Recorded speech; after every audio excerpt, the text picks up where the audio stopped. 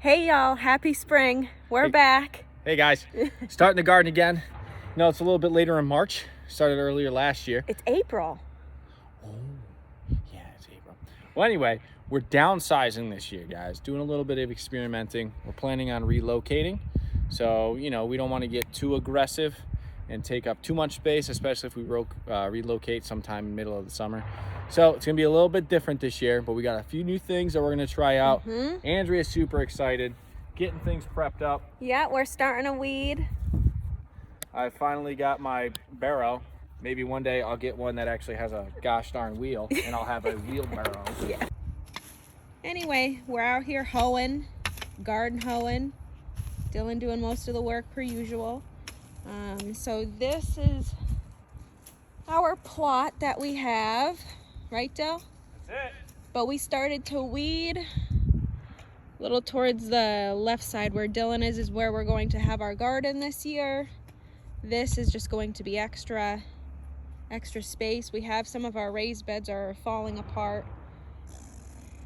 I will say, real quick, last year the straw sucked, killed stuff, didn't stop the weeds clearly. Oh, but yeah. I will say, A lot of the after hay. removing some of it, soil looks great. So maybe as a winterizer, maybe. Yeah, we have some nice rich dark soil coming through. But in the garden, it's trash. Yeah. That's a 0 out of 10 rating.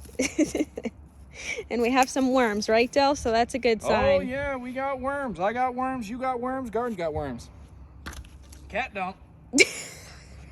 So stupid, Dylan. A new technique we're gonna try for this spring is this polytunnel. So you just stick it in the ground and you extend it out just like so.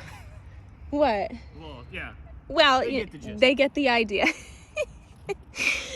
So, good thing about the polytunnels is that you can start your cold weather crops a little early and they won't get damaged because the polytunnel will help insulate them, keep them warm.